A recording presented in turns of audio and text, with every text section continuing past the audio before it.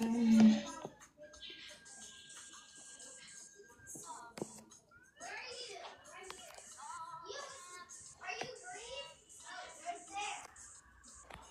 Hi. Yep. Hey, what's up? Hey. Hey. So, I see that's like 3 boxes. yeah, I couldn't get couldn't figure out how to do the two, man. It's always So something. you can invite somebody. That's what it's saying. Okay. So All maybe, right. Maybe somebody with a question or something like that. right, right, right, right, right. But how's everybody doing? I'm so happy you guys are tapping into this live because last week we did have some technical difficulties, but we are in today. And my name is Ottavia Turner. I am a birth worker, a full spectrum birth worker, and it is owned by Womb Heroes LLC. And I am doing a question and answer, and this is number 7. I'm so excited because I am talking to Vaughn today, and he is martial arts specialist, trainer. He is a massage therapist. He is someone that is a big inspiration in our community, especially for our African American sisters and brothers and children. Like he was literally my children's first martial arts, teacher, and my first massage therapist trainer. And I'm just so excited to have this powerful king on my platform so he can share some knowledge, some gems and wisdom. And so y'all could like really get to know who he really is because he has a story and we're going to get that out today. All right. And I just want you to know any questions, please, write them in the chat and we will answer them after his question and answer. So Vaughn, can you please introduce yourself and tell everyone who you are and how they can follow you? Awesome. Well, thank you for the invite. Thank you for the introduction. Yes. So, my name is Vaughn. I'm a massage therapist and I'm a self-defense instructor. So, I don't even know where to start, but I'm gonna start here. I've been doing massage therapy. You good? Your live paused. Oh, so I've been doing this for about massage therapy for about, let me see, all together, I've been into it for about 26 years. And self-defense, I've been doing it since I was 4. Her life paused, I guess she. You good? You good? Okay. Yes, okay. So yes, I've been doing it. I was making sure that you were there. Yeah. So I've been doing the martial arts since I was like 5 years old. So altogether, this year that would make it about 35 years. So I'm turning 40 this year. And the massage therapy, I got into it when I was 14, but I've been doing it professionally since I was 25. So that's about a good strong, wow, 15 years now altogether. That is beautiful. Wow, you are really dedicated and just you give us, like I said, inspiration and motivation to, do our own work and be our own entrepreneur. And like I said, to continue to help the youth in our community with this work is so essential. And I appreciate you. As you all know, I do love to start off with a poem or a quote or anything in that nature. So I will start off with a poem and then we're going to go straight into our questions. Okay? All right. This is a poem that I wrote. I didn't create my birth in a hospital, so why would my birth be in a hospital? It begins with love, two souls meeting in gentle touches and whispered meditation, sparks igniting like fireworks in the midst of storms and the chaos of the world. Love poured into the universe, sending signals through planets and cosmos, aligning just right to bring forth a spiritual being earthside. The womb is sacred. The womb is not war. The womb is warm. The womb is the first home of earth. It is the ceremony, the music, the dance of the baby, the letdown, the opening of the cervix, the dilation, the vernix, the crowning, the ring of fire, oxytocin, endorphins, relaxing, soup simmerings, tea steeping, body swaying, the oils, movements, and breath.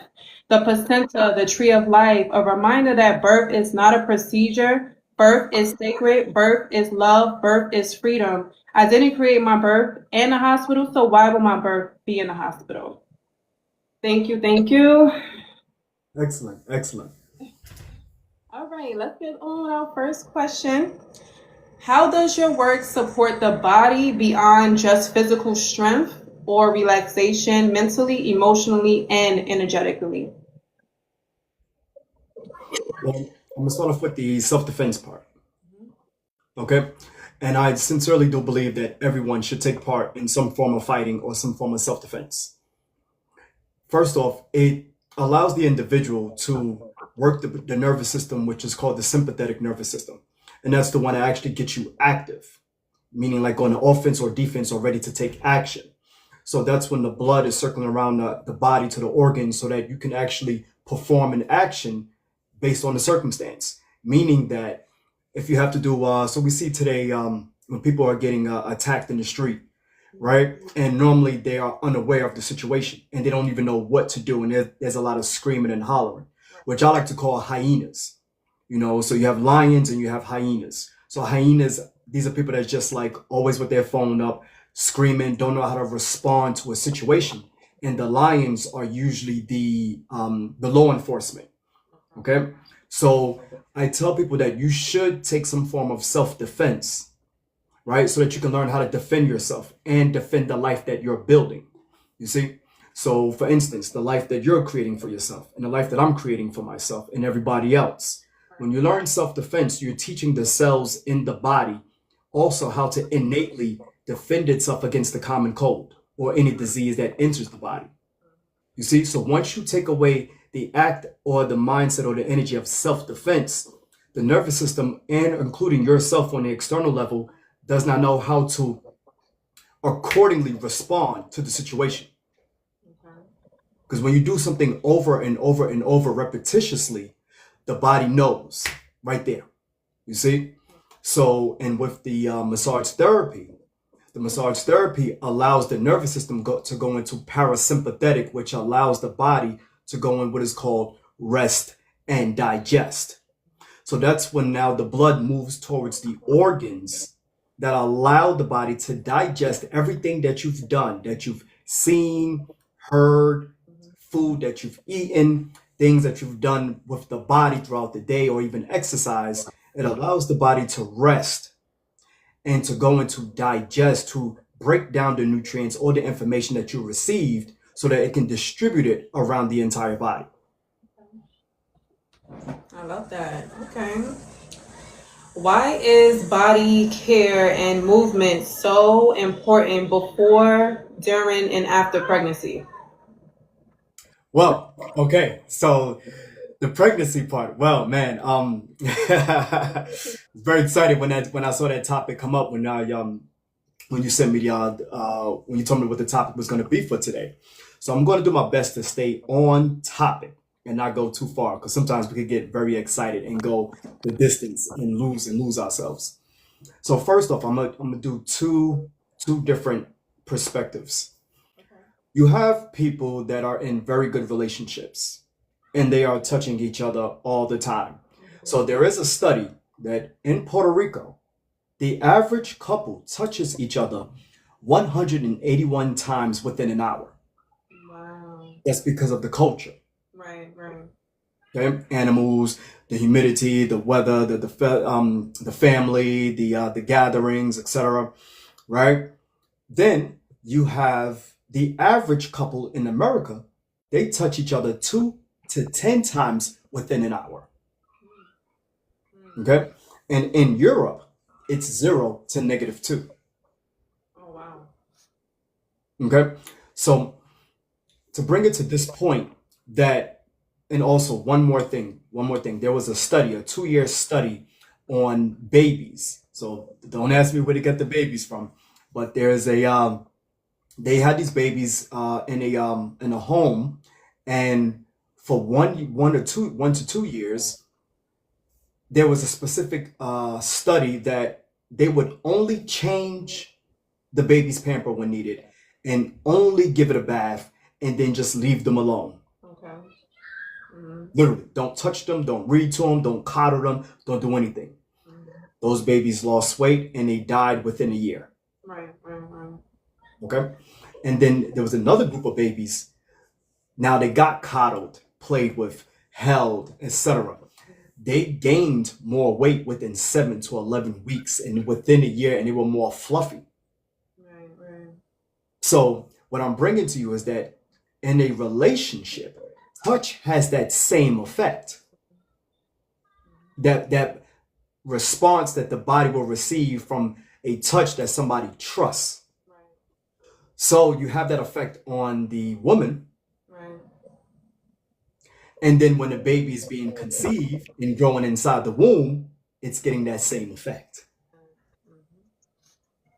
You see? So that allows the hormones to work accordingly. That allows the body to actually, you know, give all the nutrients and allow the baby to grow healthily. And of course, you will have your up and downs throughout the days and the weeks and months as you're pregnant.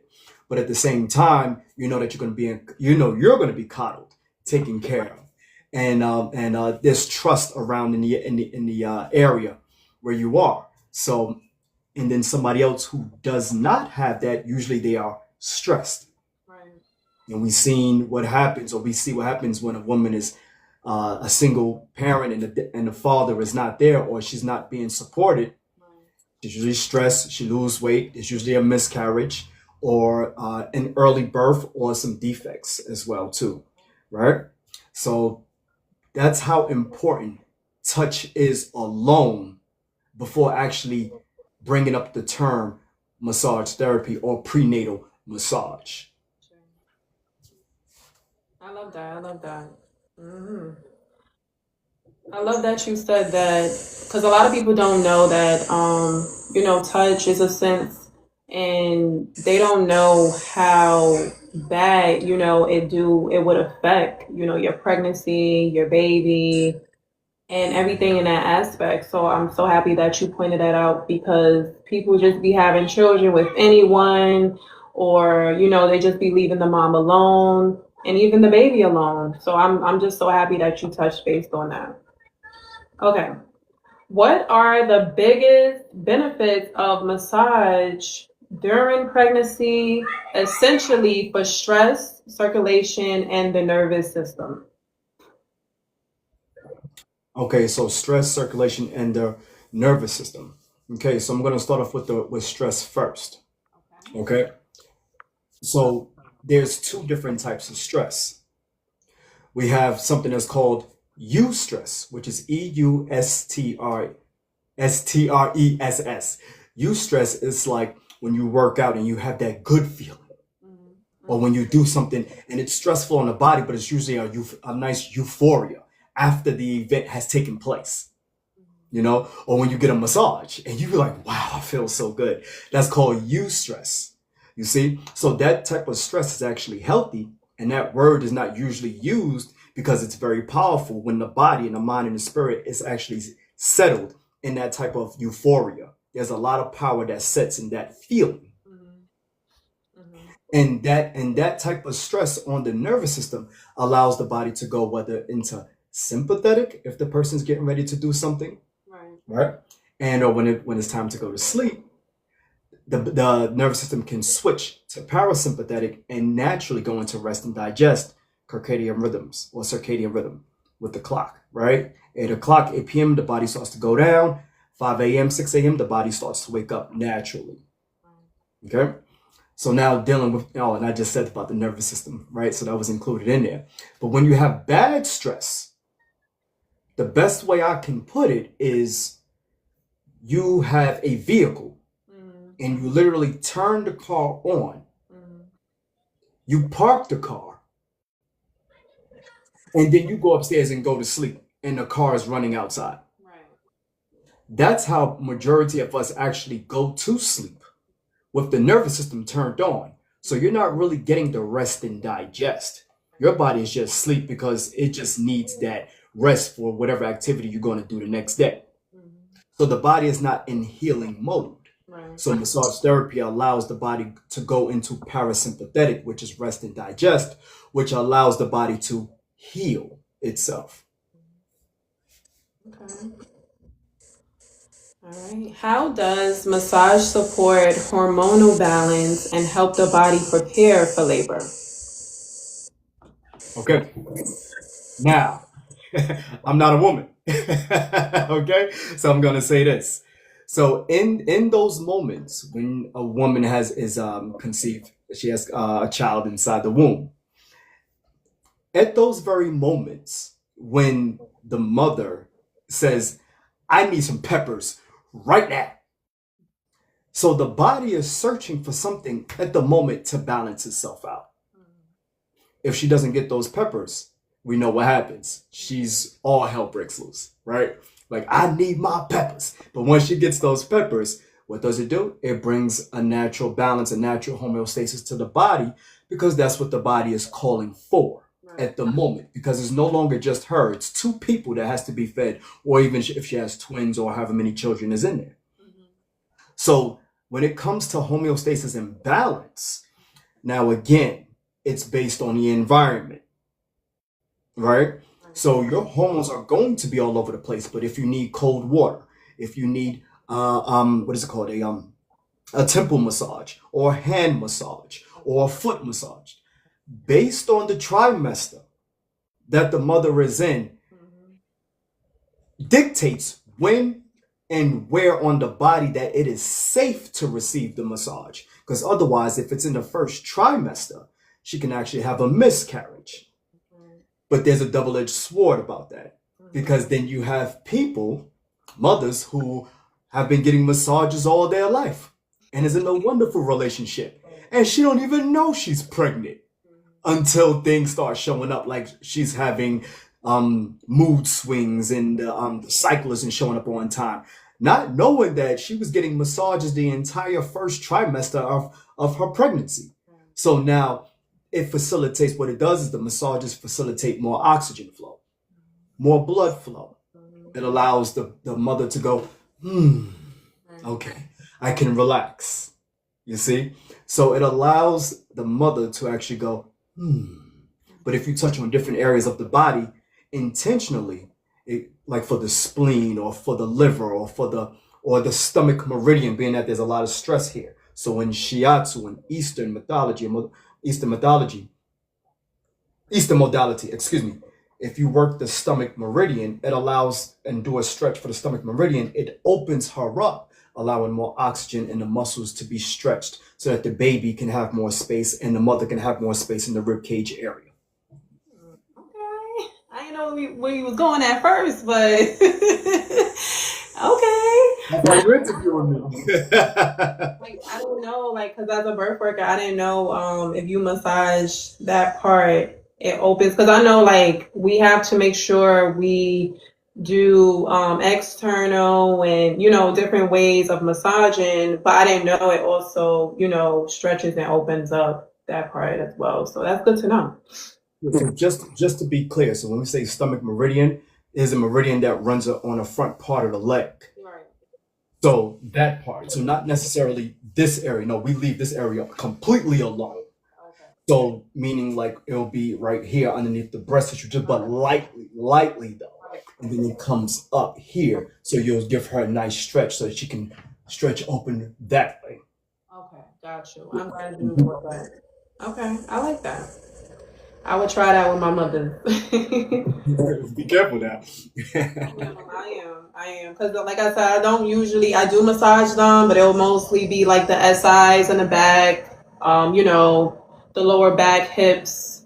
But you said underneath the breast, yeah. Just slightly, like the rib cage area. Okay. Right there. So it's called, so we feel the ribs and right in between each rib cage. Thank you. Okay. How does massage? I did that right. What are common pregnancy discomforts you see, like hip pain, back pain, swelling, and how can massage help relieve them safely?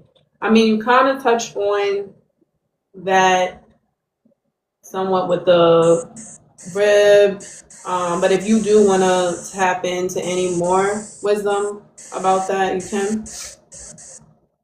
Well, when a woman gets pregnant, it's all in the same area, right? It's here, right? So you're bearing weight there, so definitely those areas are very common.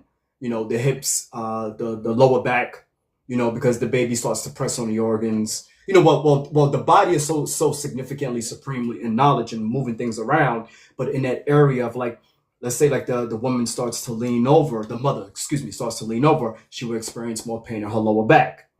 But things like the bladder is being stressed a lot because of the weight, right? And the baby pressing on the bladder. So the bladder has a lot to do with the lower back dealing with the nervous system.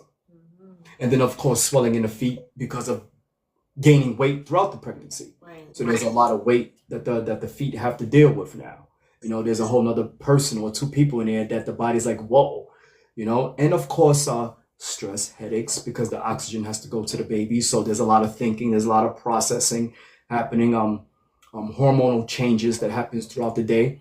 So it's just a matter of the person's the person's environment again. It could be in a very stressful environment. It can be in a very supportive environment. So it depends on the individual where the stress will lie at. Okay, I love that. Primarily to that individual, that is. Yes. Yes. Hold on, sorry. How can prenatal massage help with emotional release or trauma stored in the body for all? Honestly, for all. Like, how can it don't only have to be for laboring women? Because a lot of people deal with trauma and they don't know how it can be stored in their body, like their necks, their backs, their shoulders. So, how can a massage help with that emotional release? Well, let me just put it like this. So anybody can receive a massage, right? And the person has to be ready to let go. Mm-hmm. They have to let go. I asked every teacher, I was like, so is this going to work? I mean, how does it work? They said, well, you can do all the best techniques in the world, but if the person's not ready to let go, they're going to hold on because that trauma is located in the tissue, which is located in the cell. And each cell holds that thought, which is why they call it psychosomatic illness, right? So psycho meaning thought, somatic meaning body, and illness meaning like that's where the trauma or where the that experience of whatever happened was stored there. You see, so the person has to be able to ready. The person has to be able to let it go. So there's breathing exercise that you can do along with the massage sessions. But at the very same time, when the massage therapist is working on the area, it is removing the stagnant blood and allowing fresh oxygen and fresh blood and fresh nutrients to enter into the area. But if the person is thinking the same thoughts and living the same lifestyle and same habits and going back and can't let go, it can return. Right. I love that you said that. Because it's like people be thinking, oh, I'm going to just go get a massage or I'm going to just do yoga or like, it has to be like a holistic thing you have to do for a period of time to really let go and release those traumas. So I'm so happy that you did say that. All right. Is massage beneficial for postpartum as well? And what should mothers know about body recovery after birth? Well, absolutely. Absolutely. I mean, there's a lot of blood loss. Scared. So this is very important. Some moms be a little afraid from, having birth, a cesarean birth. They be scared, like, oh, should I get a massage? Should I have somebody, massage my body? So that's why definitely you go ahead and touch base on that. Yes, no, I'm glad you said that. Yes, that is a true thing. As far as what we went over in school. So, again, the individual, it's based on the individual, and also your circle is very important for a massage therapist or whomever you come across to properly educate you on why you should be receiving massages postpartum. Definitely you should receive a massage because first off, you're losing a lot of blood. That's number one. Second of all, the area where the baby comes out is stretching. That's a lot of pain. Okay. And then tissue is being torn. Right? So massage allows the body again to go into that rest and digest phase. Like, hey, like you're taking care of the baby, now let's take care of you. Right. And then in shiatsu and Eastern, it deals with organ energy massages. So you can work on the meridians dealing with that organ to optimize the function of the organ. So, for an example, liver is known as the general. It's known for a smooth flow of chi, which is a smooth flow of circulation. Okay.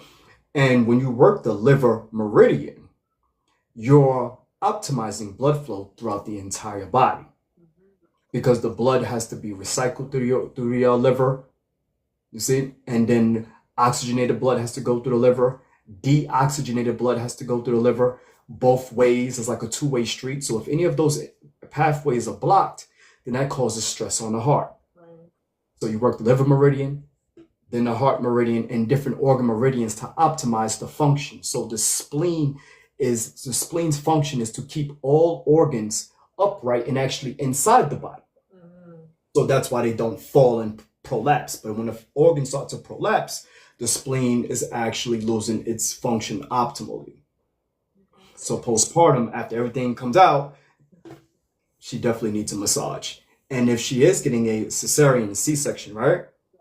So around the tissue, we learn that she can get a massage when it's in its subacute stage. So in the acute stage, we stay far around from it, about 4 to 6 inches. Well, excuse me, let me be clear, 6 inches away from it, around it.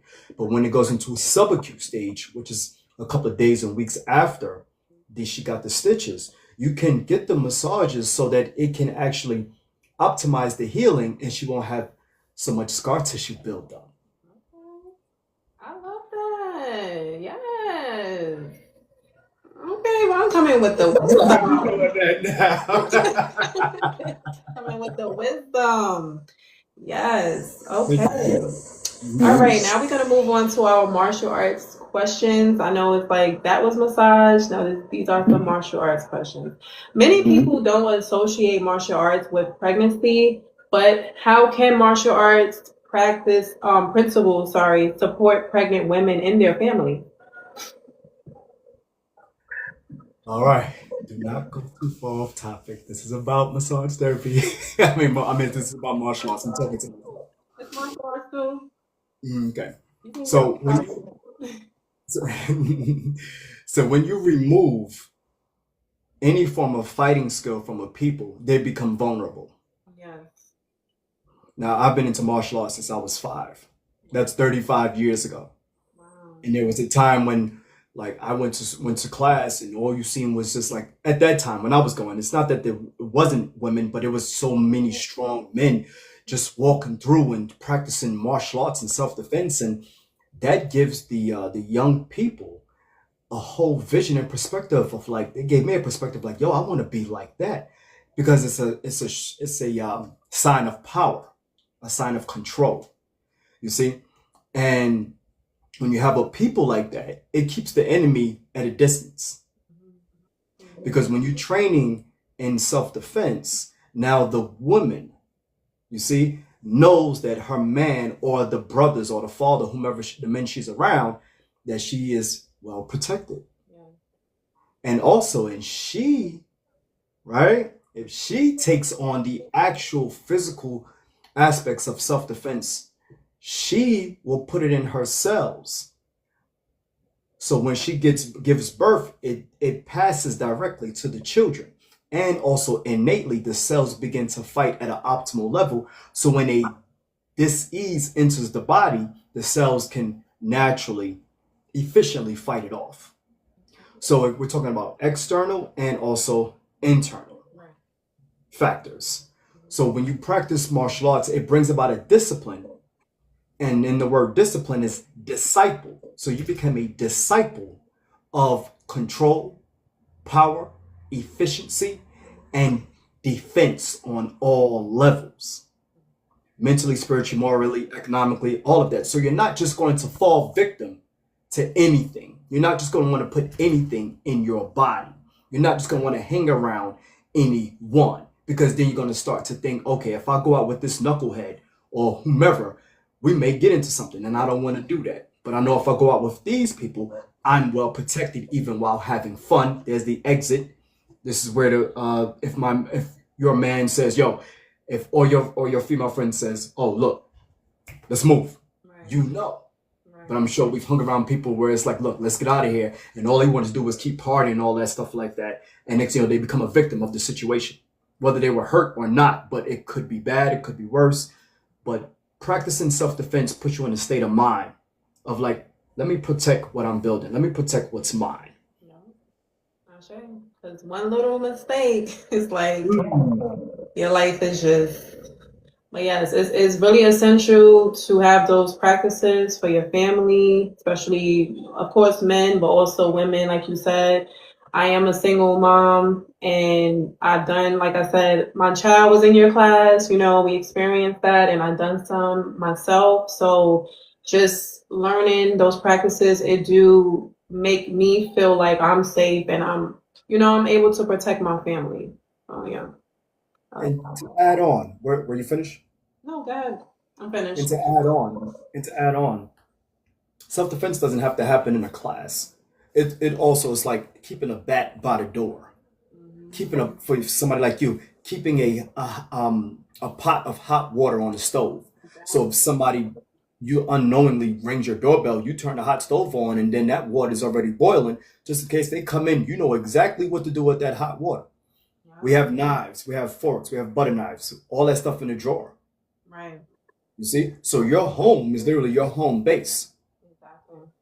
So if anybody walk in, it's self-defense. Whether you take them out or hold them until the law enforcement get there, it's self-defense. You'll be on the winning side. Yep. It's essential to prepare. We gotta learn how to prepare ourselves, practice these principles, and protect yourself. You a single mom or whatever, put some big old boots by your door too. Like beware of dog on your door. Like walk with your mace pepper spray. Be aware and teach your children those practices as well. Like, teach them if somebody break in, where y'all gonna hide, how y'all gonna do things. It's good to, just be alert, be aware, and protect your family because these people out here are crazy. All right. Let's see. How do breath work, grounding, and body awareness in martial arts translate to labor and birth? Well, Libra, when you're shallow breathing, anybody should be like short breathing. The nervous system goes into fight, flight, or freeze. The bladder freezes up. You see, it freezes. The muscles tense. So that right there within itself already is the answer. You see, of why it's important to breathe deeply. So we have three parts to our lungs. We have the upper respiratory tract, the middle, and the lower. Right. There is a study that respiratory conditions, illnesses, is actually falls on number two and probably number three, but number two and number three right now of deaths in the world. Because majority of the people do not breathe up into the upper respiratory tract.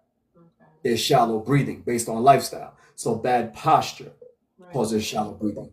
Right. Some form of trauma in their life that caused them to fight, flight, or freeze causes shallow breathing. Whether they were mentally disturbed or verbally, talked down upon can cause shallow breathing. A situation could just happen in the street can cause shallow breathing. And they won't even know, that individual won't even know that now their breathing patterns is stemmed off of the experience or the trauma that has just happened. So breathing deeply allows the oxygen to flow and recycle through and out of the heart throughout the entire body, so that when you're going into labor, the body knows, look, listen, even though this is painful, we still have to relax. I love that answer.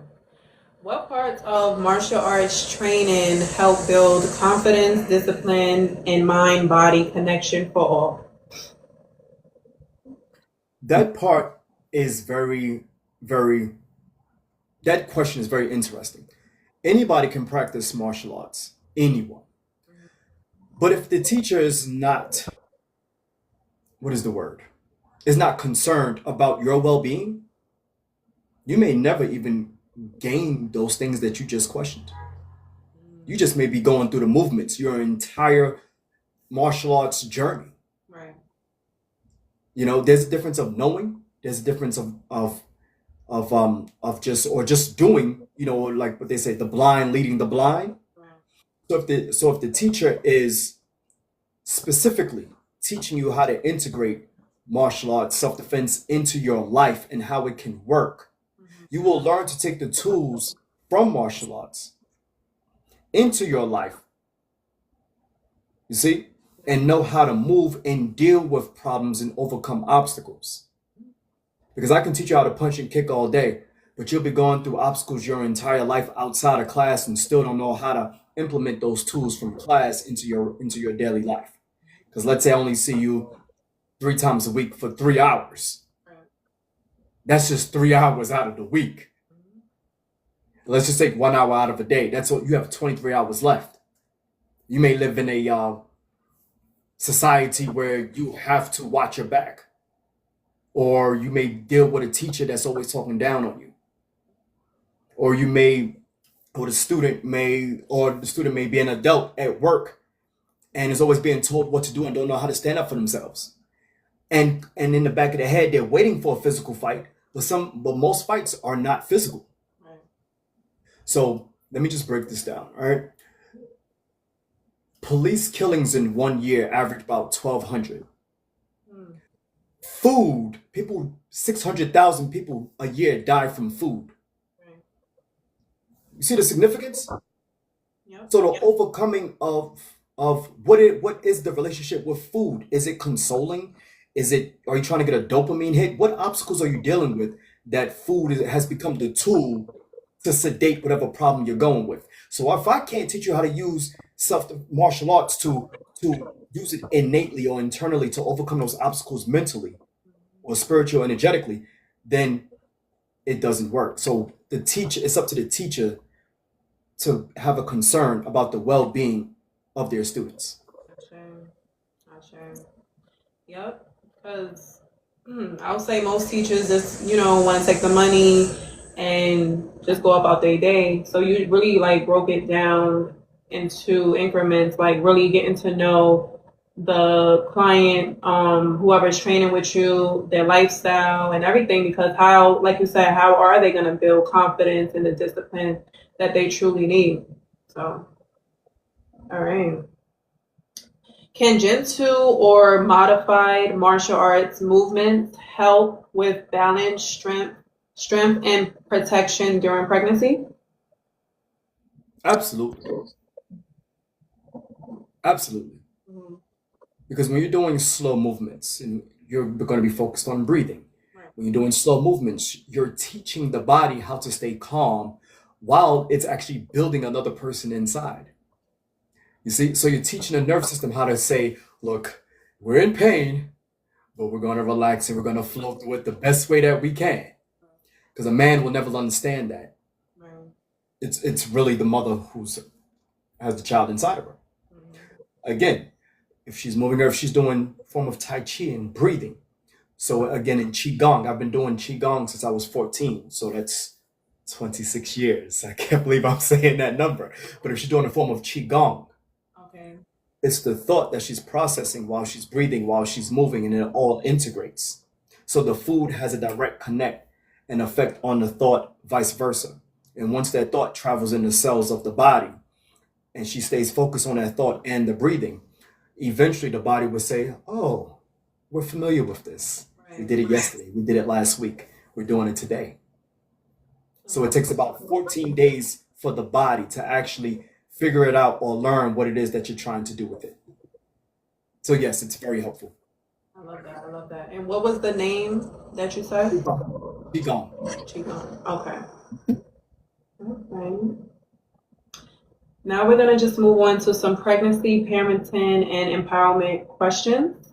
How do these practices help regulate the nervous system and parasympathetic and sympathetic nervous system? And why is that so essential during pregnancy and postpartum? You literally said these words in all of the questions that I asked. So if you do want to elaborate on this, you can, but you really talked about parasympathetic and sympathetic nervous system. Well, I don't mind going a little bit further. Okay. Well, let's talk about today in today's world. Yeah.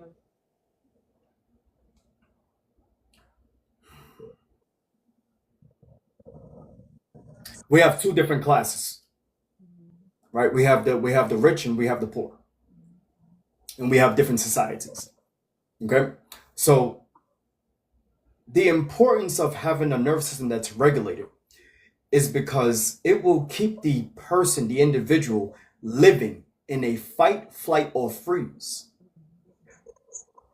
You see?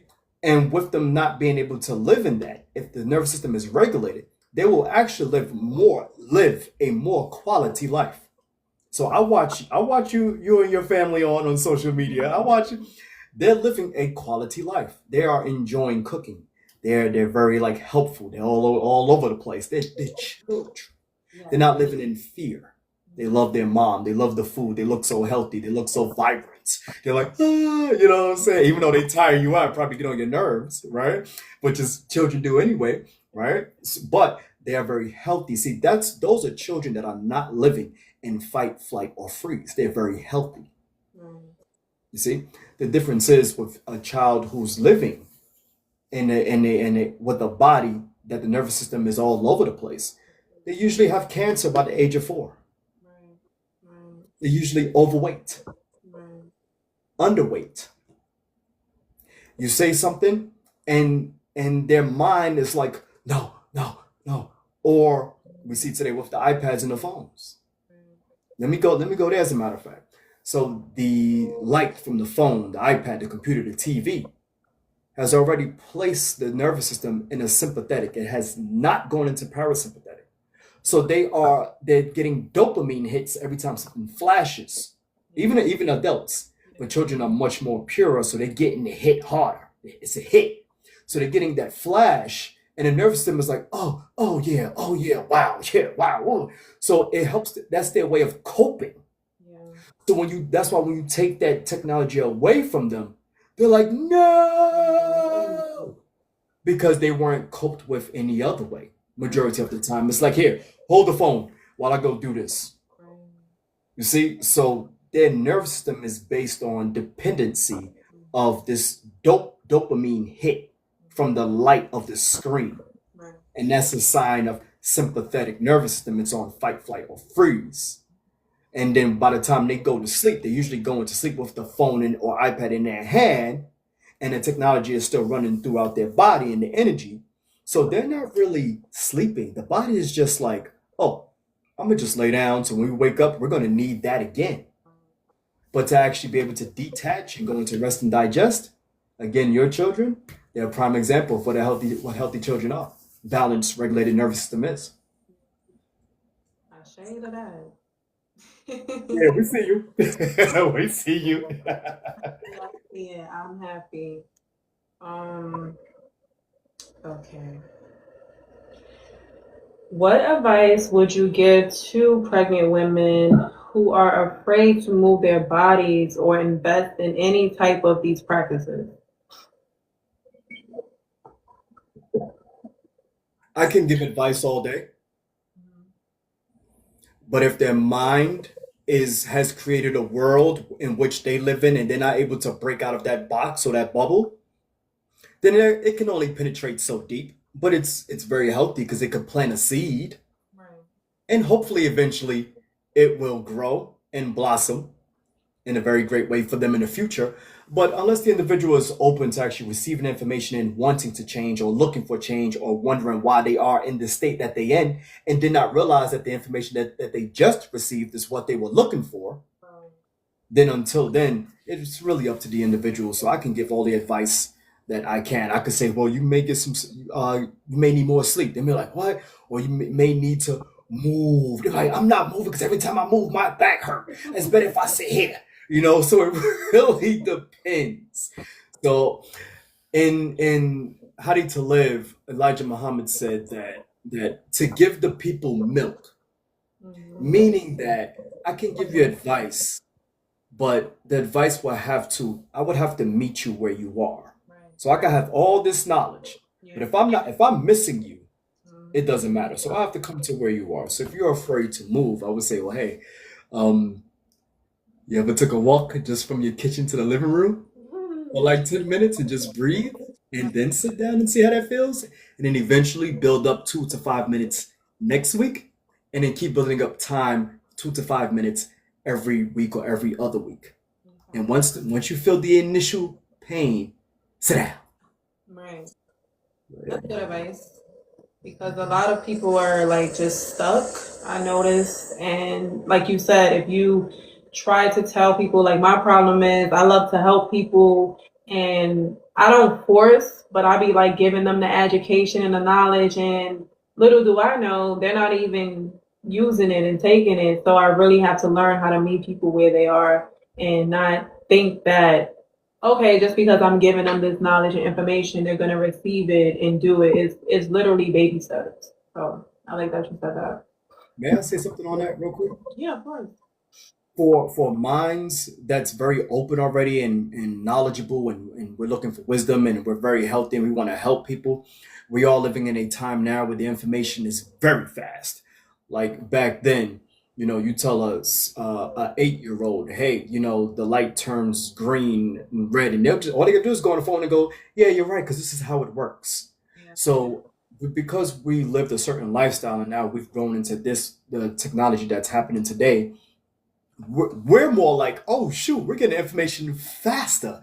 I don't need to go through a big page dictionary and go through pages or go to the library. Right. You see? So if that particular person again has already created a world, they've probably already been bombarded with so much information, but by the time we get there, it's like, wait, hold up, I don't even want to hear it. So I Yeah. try to keep that in mind. Yeah. I'd say noted. Noted. Mhm. Um, okay.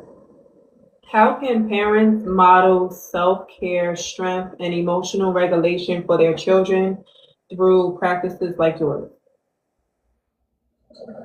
Well, it's about introducing it. So if the child, how old are your children? How old are they? 5 to 7. 5 and 7. And Okay. my daughter took your class when she was 4 or yeah, because Adonis was a little. He was like a baby. He was like 1, but she probably was like 3. Okay, Yeah. and she was yeah, she was doing it. Yeah, So again, you find what it is that they're interested in, for one. So you bring them to different schools that's around their age bracket, and you see how they communicate. And again, if the environment is inviting and they want to go back, hmm then you won. right, To so what I see today, and I had the mindset also of like you shall learn karate at 5 now. Like there's a lot of people who do that yeah, now, and they call it hardcore, and they no, like that is good if your environment is very like violent, but if your household, if your home is quiet and you're able to go to sleep at night, then things should be introduced to them, right, because even if they're jumping in the first time, it may just be impulsive. It may just be a dopamine hit. So take them back again and see if they're really interested. right. And if they're not interested, then you simply find something else that deals with some form of discipline. Like maybe I did bodybuilding, right, for 10 years. Yeah, So that's a sport where it's like I'm on stage by myself. Like everybody's on stage. It's just a one-man team. I mean, there are people backing us. When you're on stage, it's one person. But if you're on a basketball court, it's 5 against 5. right, So it's finding what is it that your child is leaning towards. Is it teamwork, or is it they want to be a singer and want to be the only one on stage? So once you find that, then you're able to see what type of self-defense or art that they can gravitate towards, or a form of discipline. And that will also give them discipline too, because in that, they will learn how to defend what it is that they're building. So martial arts literally just means warrior within. So mhm, they'll be learning a discipline along the way. right. Okay. Um, All right, so these are some closing questions, call to action questions. And if any of you have any questions, please write it in the chat below. All right, so what's one thing everyone, especially laboring women, can start doing today to take better care of their bodies, mind, soul, and their family?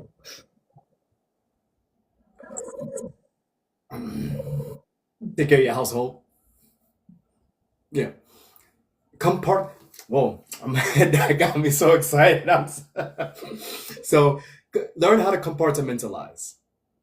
That means that your bedroom is to go to sleep. Take the TV out. Right. Oh, there's Roots God. Yeah, you want to invite him in? Let me see. Oh. So yeah, so there is I like Roots. I like Roots God is a good brother. He's a good brother. So yeah, so it's compartmentalized. So the living room is the living room for communities, games, TV, conversation, talking about everything and leaving the floor open for people to actually wanting to say something and not forcing anything. The kitchen is for cooking, washing dishes, you know, ingredients, the things that's in the cabinet. You see what I'm saying? So the kitchen is the same as the lab in school. It's just that we're not cutting. I mean, we're not doing drugs in your own house. You know what I'm saying? But excuse me, microscopes and stuff. Excuse me. But learning how to compartmentalize. The bathroom is for where you get rid of all your dirty work, so you could come out cleansed.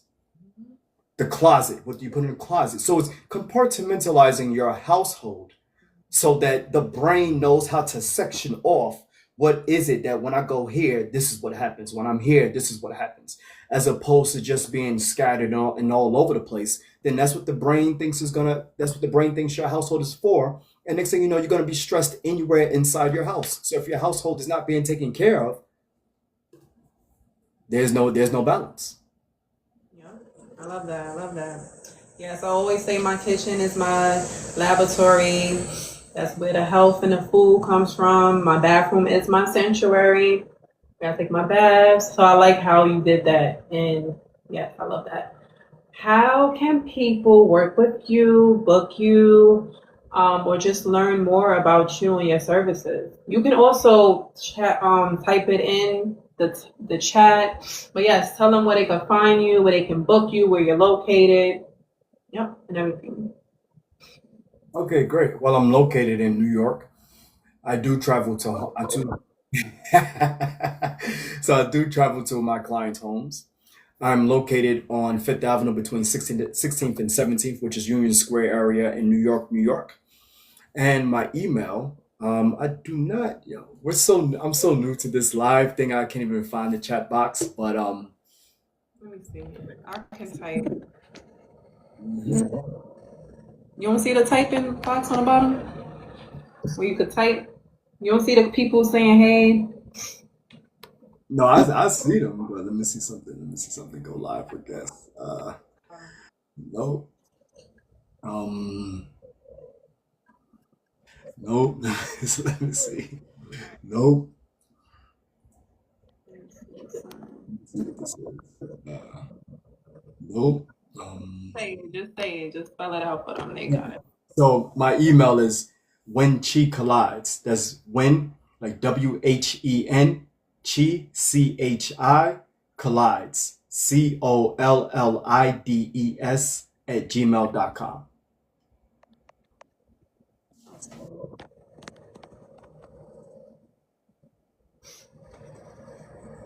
Okay.